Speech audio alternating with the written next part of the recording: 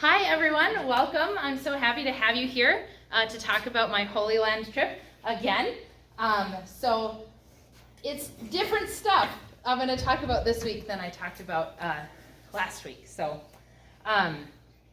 so this picture, we'll talk about it a little bit as we go. This is from a place called Magdala. If you've heard of Mary Magdalene, she was from Magdala. So this port was a huge portrait in the lower area of the church at Magdala. And so the ground that we were standing on here was like the original road.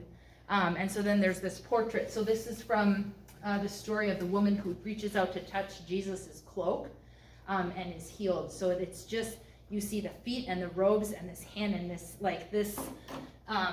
it's just so bright, that moment of contact. So the church is one that celebrates the role of women of faith, and so that portrait is very appropriate. So today we're talking about a couple of,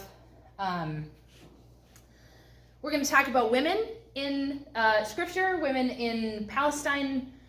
We're going to talk about Palestine and Israel and some of the challenges with that. We're going to talk about the Western Wall / Wailing Wall, and I think that'll be a lot of our time. So there's a little more conversation this week about some of the challenges facing the Holy Land and ancient people in the Holy Land. So we're going to start talking about women. This is a statue of Mary and Elizabeth. You don't see a lot of depictions of Mary actually pregnant. We get Mary with the baby, and we get Mary when she's finding out from the angel Gabriel, and we don't get a lot of in-between depictions. So as I mentioned last week, my trip was a trip of, there were only women in the group, and so there are some particular things to think about when you're a group of only women traveling in the Holy Land.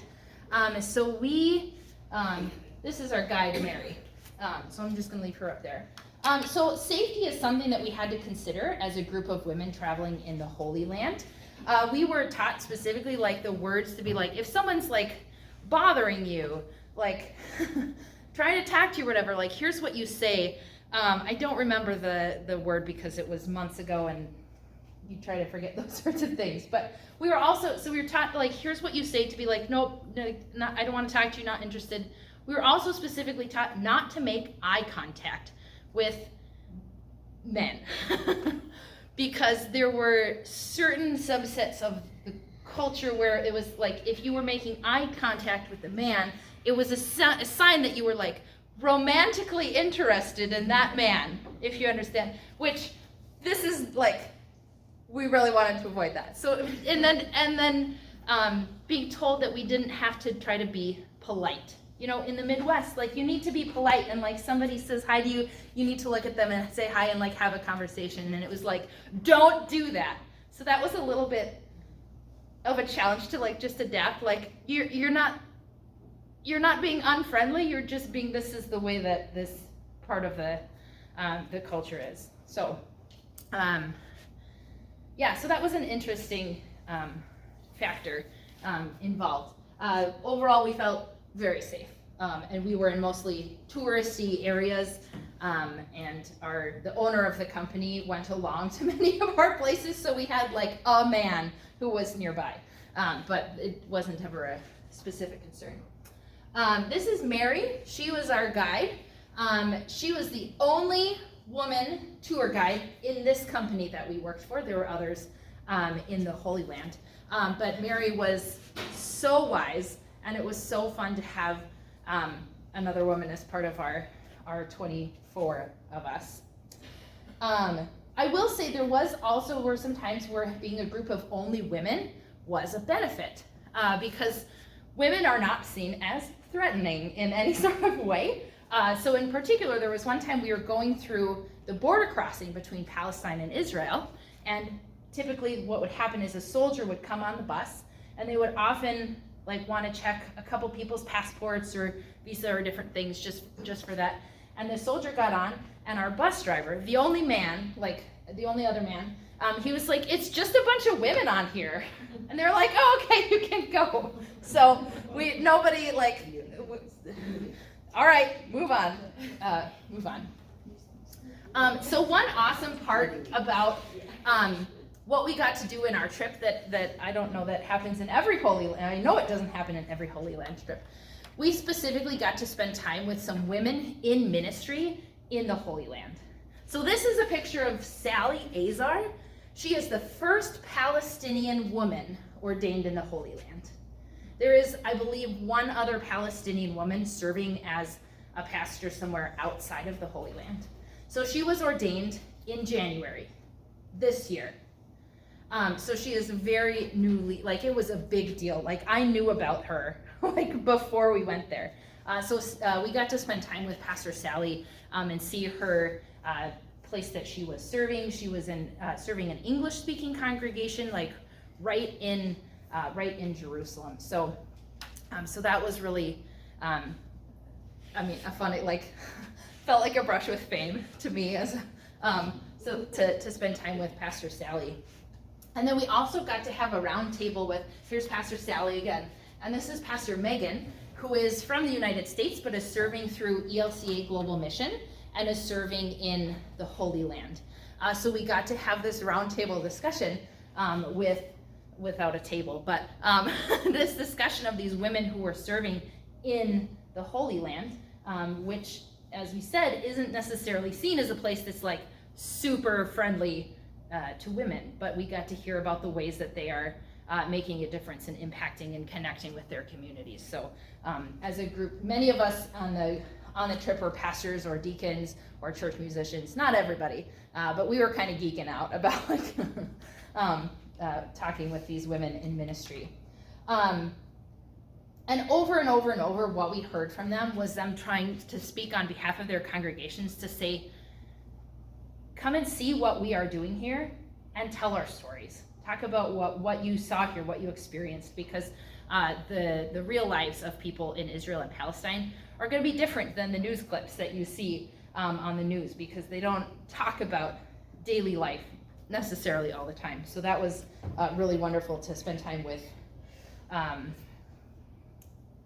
women in ministry. We also got to spend some time with non-ministry women, particularly in Palestine. We spent some time, this is a picture, I don't know how much you can see the detail.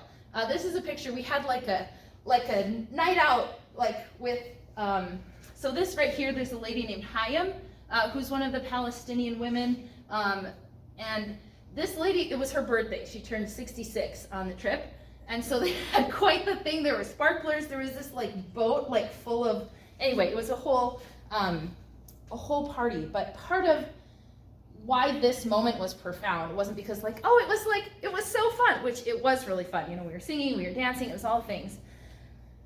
But in this culture, women are often seen as their relationship to men. But the women have rich lives outside of that on their own. And so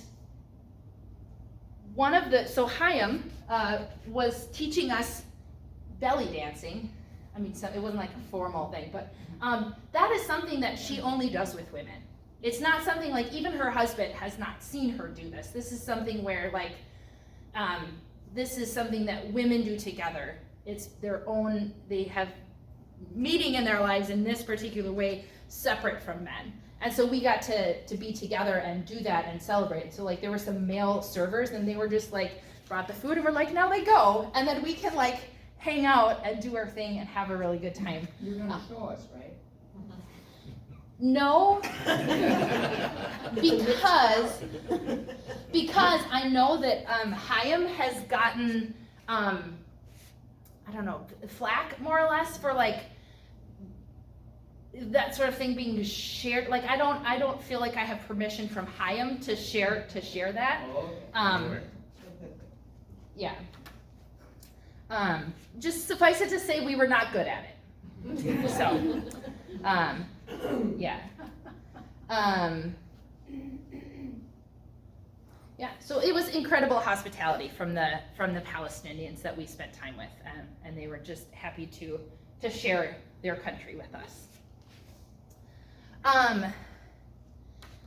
We also spent a lot of time talking about history of women in the Bible. There are not that many women in the Bible, and even fewer women who are named in the Bible.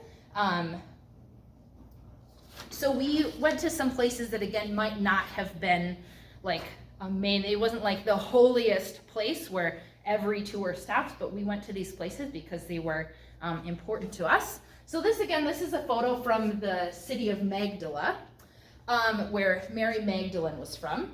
And everyone in our group were just like, we geeked out about Mary Magdalene.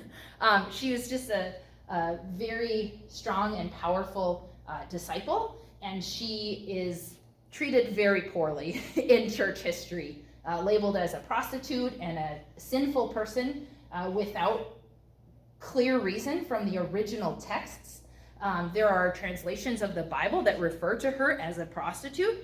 That does not happen. Like, you go to the Greek and that is not the word. You go to earlier translations and that is not how that is shared. So one of the pieces of information that our guide shared with us is that in the early church, we talk about Peter as the rock, and that Mary was the tower.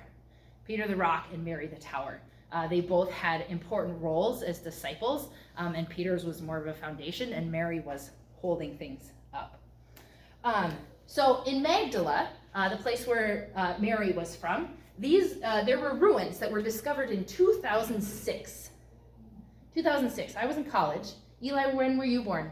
04. 2004. So this is very recent history that these ruins were discovered. And one of the things that I thought was interesting, so you can see, here's some, stone buildings. So these would have been ancient rooms. And above it is the church. The church is literally built on top of these ruins. On top of the history of these women. So inside of that church that I just showed you, the bottom of, there were pillars. There was this big room that had like 12 pillars, and each pillar had a name I believe it was in Latin, of a different woman from the Bible. Ruth and Mary and Deborah and Martha and Jael and Sarah, and all of these women from the Bible. And then there's this pillar. And I don't know if you can see, but there is not a name on this pillar. So the tradition is to go in and to write with your finger your name on that pillar. So I got to stand there and put my own name and put the name of my mother and my grandmothers and my mentors and my friends and women in ministry and women in my life who had been a powerful experience in my faith. Because there are so many places in Scripture where women are doing the work of holding up God's work in the world. And so many places in my life where there are women who are doing the work of holding up God's work in the world.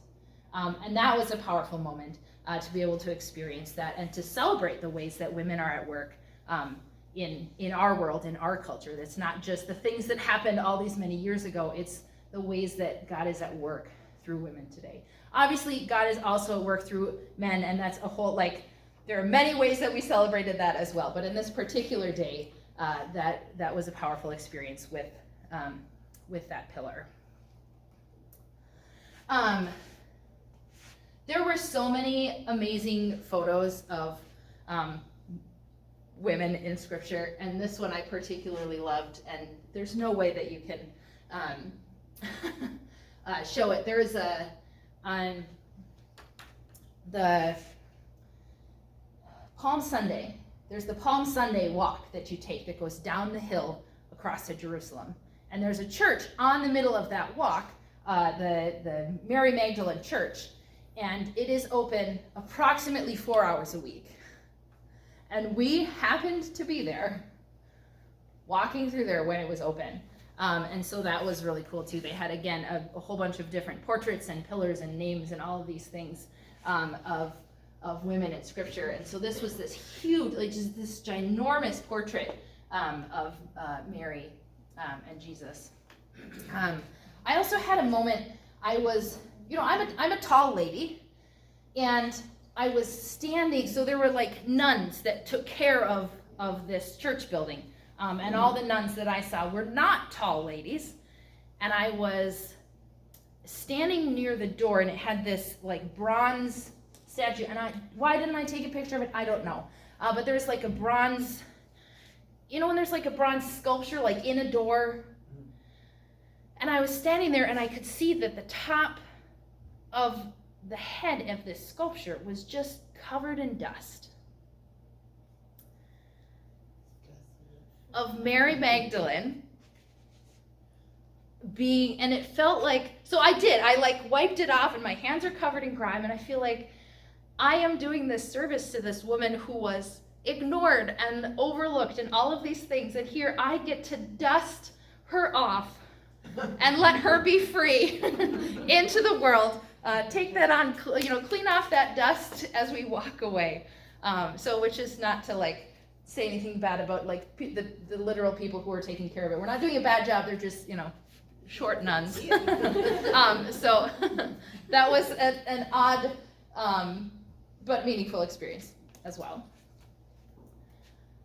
So then this is the panoramic version of that portrait in the bottom of the Magdala Church, so you can see some of the stone.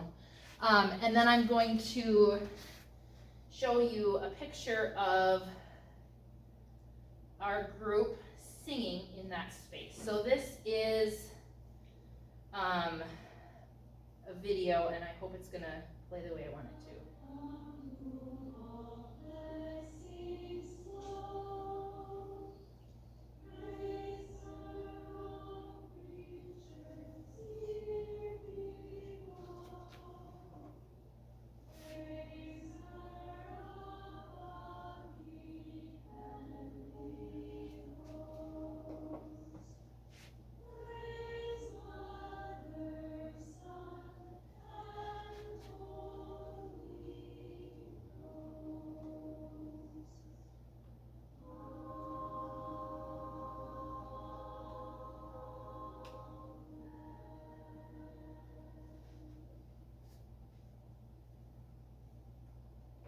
Sorry that was so quiet. I don't know how to make that different.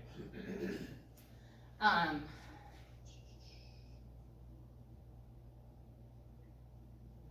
right. So that, again, we did a lot of singing, and it always felt very cool to be able to sing together in a particular place. So we're going to move now to talking about Palestine. So I want to preface this by saying that I knew almost nothing about any Israel-Palestine conflict, all what's going on in the Middle East. I knew almost nothing before I went. What I kind of like picked up on in my mind, it was like, well, Israel is the chosen land, right? It says that in the Bible, so clearly they must be the ones who are right. Like that was kind of my I don't really know very much. I know that people aren't getting along, and there are some people who are living in the land, and then other people who want to live in the land, and everybody's mad at each other. That was what I knew going in. So what I'm saying about Palestine today is basically these are the things that I saw. There, as I said in my sermon today, more than one thing can be true at the same time. So my opinion, my experience isn't saying this is what should happen in politics. This is how this is just me sharing. This is what I saw, what I heard, what I experienced. There are also other experiences of this that can be true at the same time. So I'm there's my disclaimer. So this is a photo of the part of the wall. There's a wall around Palestine. Palestine today is a country of a million people and a very small amount of land that is in 3 separate sections. There's Section A, Section B, and Section C, and they're governed in different ways. But there's a wall that goes completely around this section of Palestine. I think all of Palestine, in fact, is surrounded by a wall. This is a portion of the wall that we were near. You can see the guard tower, you can see the razor wire. These were all, these posters were all stories of people from Palestine. Like stories of, this was a thing that happened to me. This is, they were heartbreaking stories of challenges and oppression and things that people had faced in Palestine. During wars, during occupation times, it was just very hard. So there are many generations. Well, I don't know about many generations. There are many, many Palestinian people. Like I said, there's 1 million people, and they are not all allowed to leave. If you have a Palestinian passport, that does not guarantee you that you are able to go out of Palestine. Ben Gurion Airport in Tel Aviv, Israel, is like the airport, and there are Palestinian passports with which you are just not allowed to fly out of Ben Gurion. And so they basically can't leave Palestine. So whatever they do in life, they have to have work, they have to have like ability to get electricity and food and all of the things, a job in Palestine, because they are not able to go from the wall. There was a man in Palestine outside of a restaurant where we had lunch right near the wall, and he told us, he said, "We have no life here." And there was also a highly successful business owner that we talked to who said, "It's like living in a prison. We are like rats that can't get out." That was not a fun day. It was very jarring to see this wall and all of the pain of the people who are living in this area, and know that this has been so complicated, and it feels to these people like there is no end in sight to this. We're gonna get to that. So in the country of Palestine, there are people, like I said, 1 million people who are living and doing ministry and being people just behind this wall. The number of Palestinian Christians has been decreasing significantly in the last generations because many of the Christians, as they are able to, if they are given permission to be able to leave and to move, they do that. So there used to be something like 100,000 Christians, and now there's, I'm going to get the numbers wrong. There were a lot of Christians, and now there are very few in Palestine. So we were intentional to spend time and support the Palestinian Christian businesses when we were doing touristy stuff. Which, side note, I have a table over here of some of the souvenir kind of things that were purchased at that Palestinian Christian store by the Palestinian Christian artists.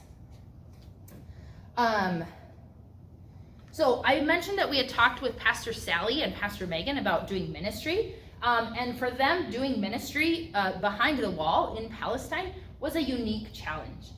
One of the particular things that stood out was one of the days that we were talking with Pastor Sally. She was late to meet with us because she had just been taking her group of youth to get, they were going on a youth trip. I lead youth trips all the time. There's a lot of details that have to happen.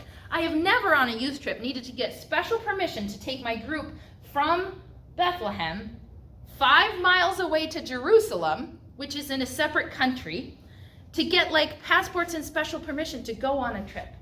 These kids never get to go to this city 5 miles away from them.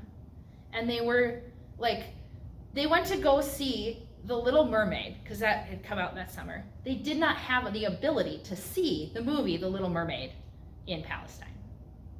So it was just a different experience of preparing for a youth trip, of needing to cross these borders and deal with all of this complicated paperwork to be able to just take your youth on a mission trip. So that was just a little bit jarring. Here's this reality that's so completely different from the ways that I do ministry here. And then again, the fact that Bethlehem is in this country of Palestine was just surprising to me. They are literally 5 miles away. You can see them across the valley, and they are in different places, and it takes so long to get between them because of the checkpoints and the wall and all of those things.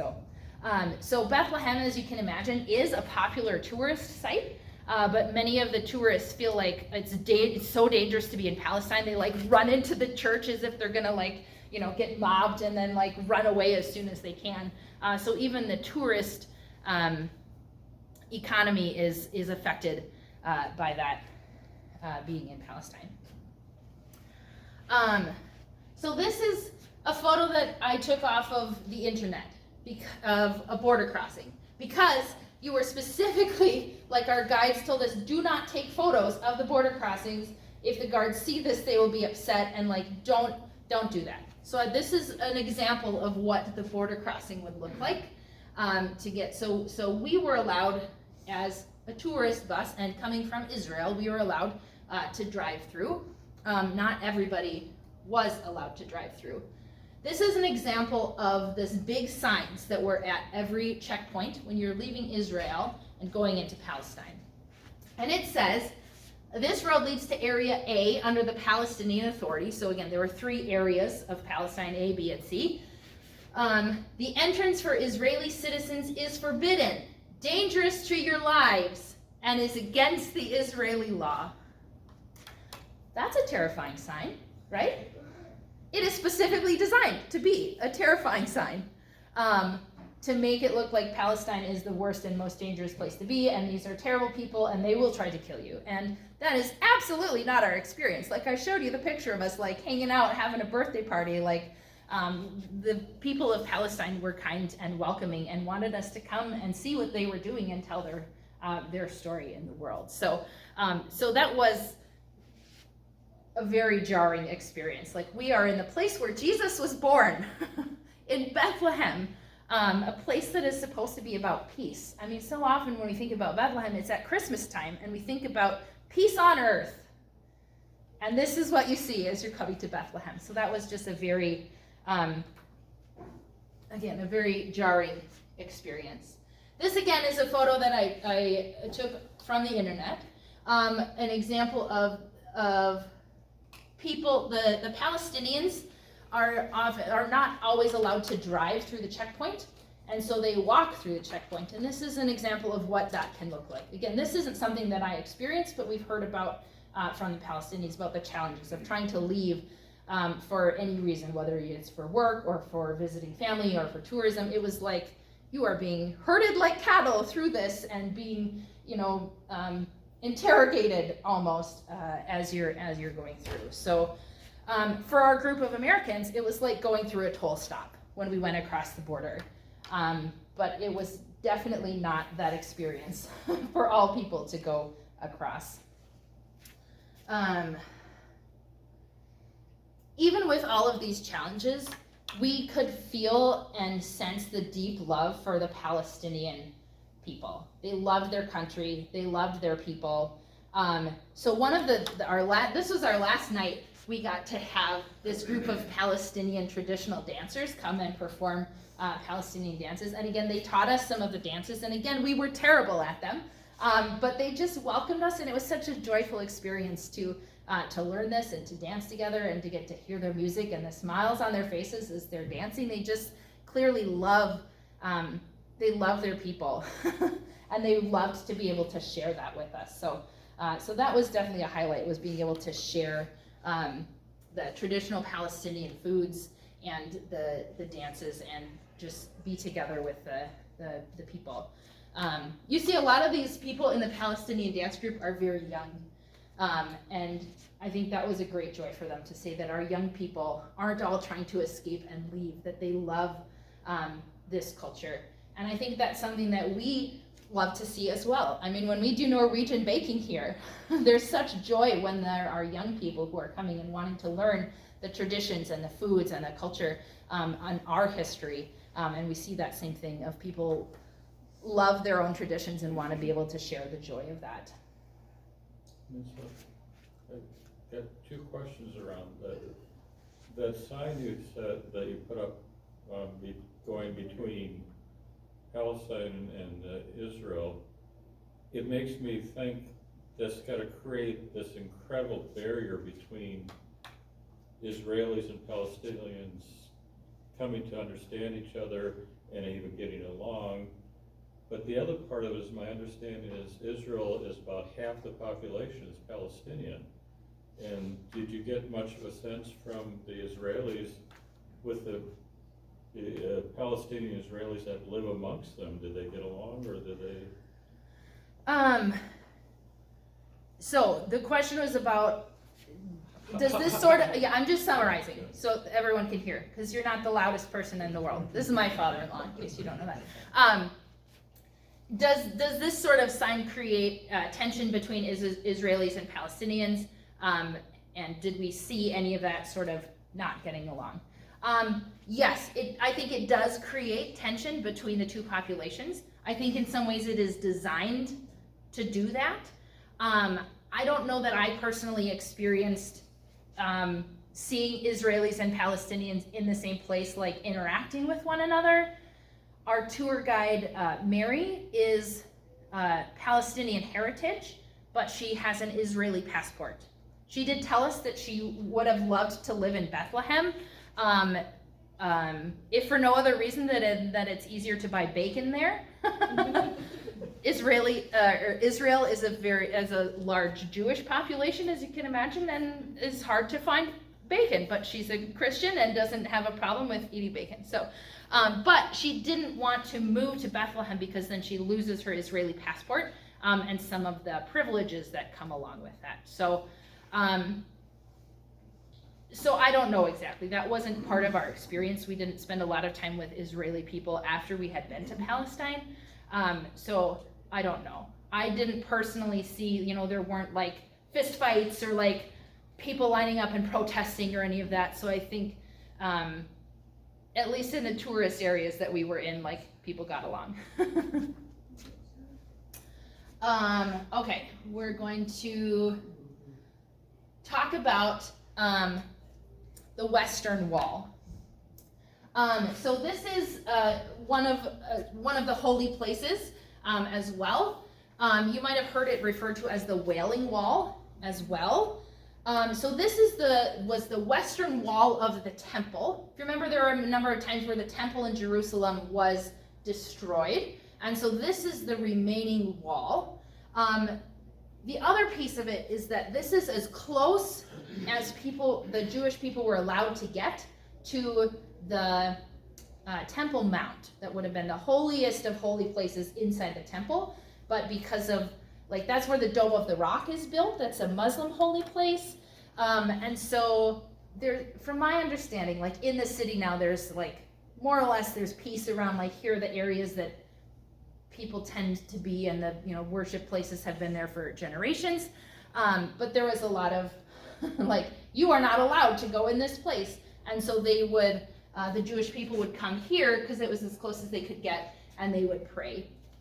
And their praying was often very loud and sounded like wailing, and so people would call it the Wailing Wall. It was also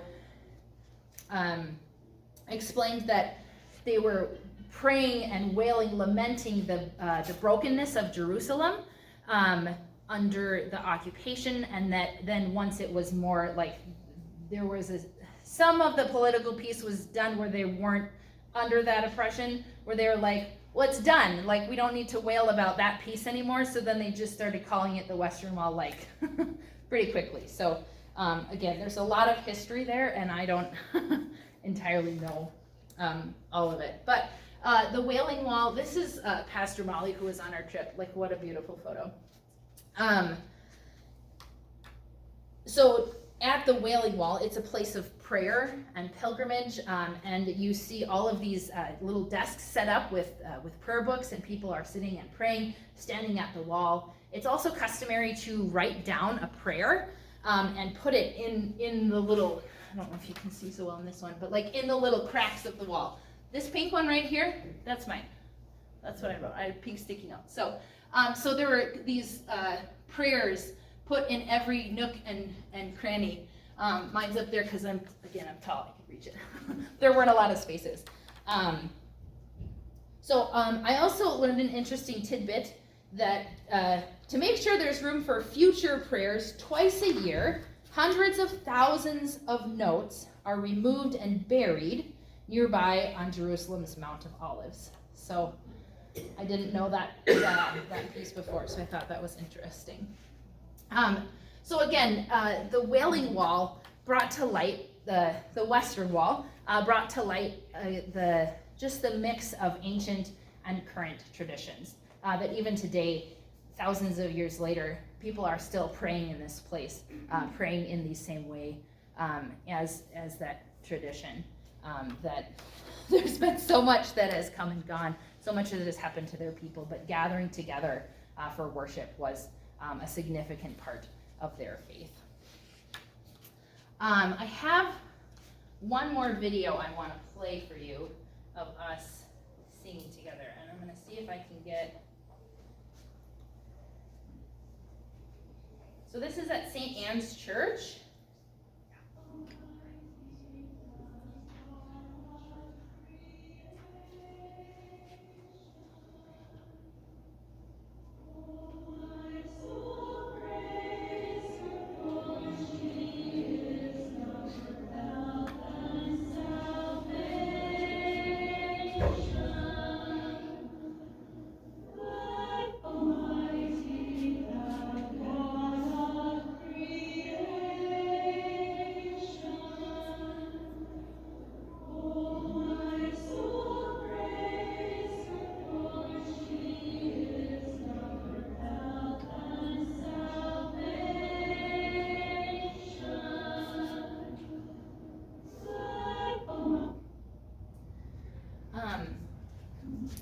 I chose to put this song. This is a singing in St. Anne's Cathedral, which is a renowned place for singing, partly because they have an 8-second echo. So you sing, and when you stop, you can still hear it for 8 seconds.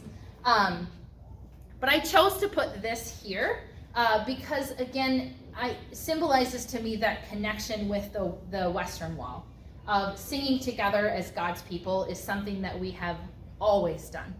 Singing together in this special place with this group of people was amazing and fabulous, but it is no less amazing or fabulous than singing together with people at camp or at worship or on Wednesday nights in Holden Navy prayer. That we gather together as God's people for worship throughout time and history and across political boundaries, and that is what centers us and keeps us gathered as God's people. So no matter where we are, if we're in the holiest of sites or we are in the messiest of places, what our foundation is worship of God, of being present with God's people. And so that's what we get to do together in this community, in our congregation, in our place. Not just something that happens in the special ones, but in our ordinary everyday lives as well. Okay. Looked at the watch and then completely forgot what it said.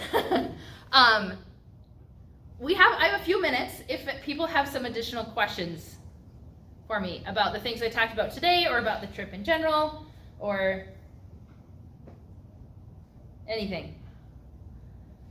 So is Bethlehem in Palestine? Bethlehem is in Palestine. Okay. Yes.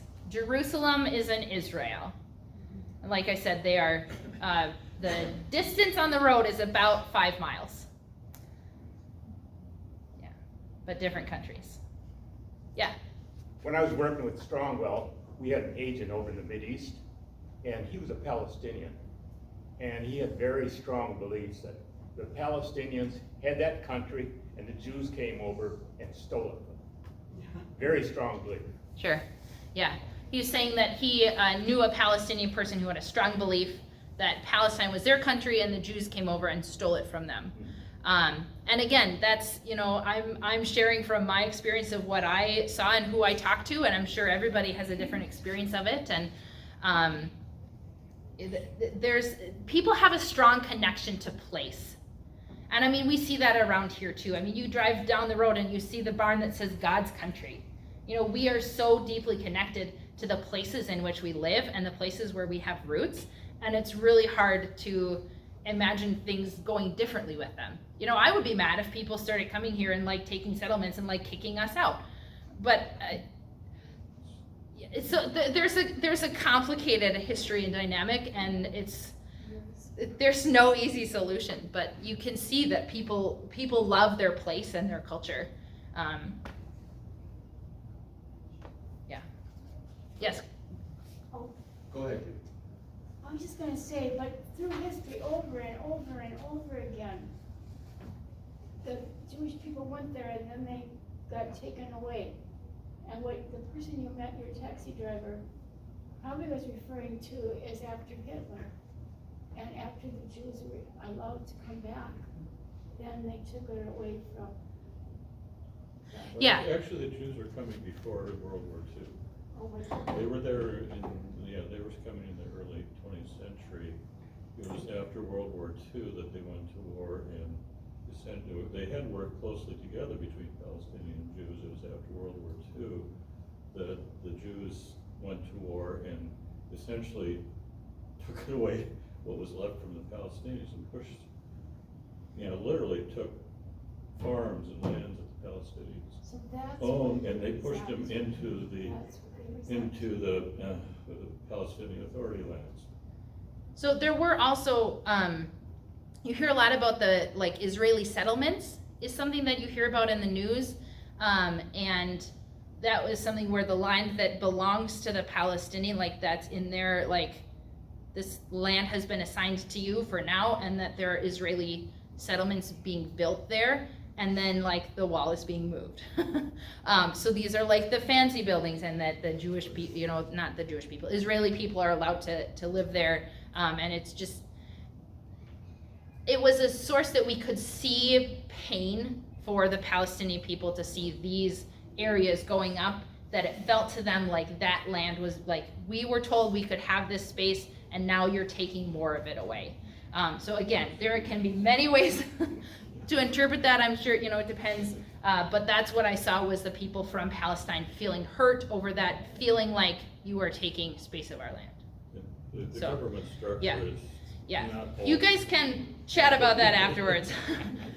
So, are there other, I probably have time for a little bit. Was Bethlehem, because their birthplace honoring Jesus in Bethlehem that you know of? Yes, so there's the, I don't remember the exact name, the Church of the Holy Nativity, or something like that. So there was in that church, you could go down, like it was like you go down these steps into this kind of cave feeling area, and you could see like here's where the manger was, and here's where the manger was.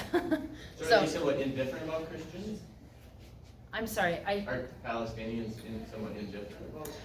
I don't know. That wasn't something that was talked about a lot specifically, other than that the number of Christians in Palestine was decreasing. I didn't hear a lot specifically about like, oh, we have hard feelings towards the Muslims or the Jews who also live in this area, just that there are fewer Christians now. So. I had heard that there were many schools that were set up by Christian people. Yeah, that wasn't something that we talked about. I don't know about schools being set up specifically. I'm sorry. Margaret, did you have a question? Is it St. Anne, is that Mary's mother? Saint Anne is Mary's mother. Yeah. Yes. Yeah, which I don't know that it ever occurred to me before. Like, obviously Mary had a mother. We know who she was. So that Saint Anne is considered the patron saint of families. So that was the docent of that church, the St. Anne's Church, shared a blessing for families with us when we were there. So he also asked us to sing another song. So that was pretty like, look at us, because literally everybody comes, like the groups come to St. Anne's, and then they all, like the group goes up front and they sing a song, and then they go, and we sing a song, he's like, do another one, and we're like, okay. So, yeah. Yeah. Well, thank you for listening and being open to hear about my experience, and I'm happy to answer other questions. with the understanding that I don't know everything about the history of the Israeli-Palestinian conflict, but I'd be happy to share about my experience and what I saw. So thanks for being here, and see you at church if you haven't gone yet, and go in peace, serve the Lord.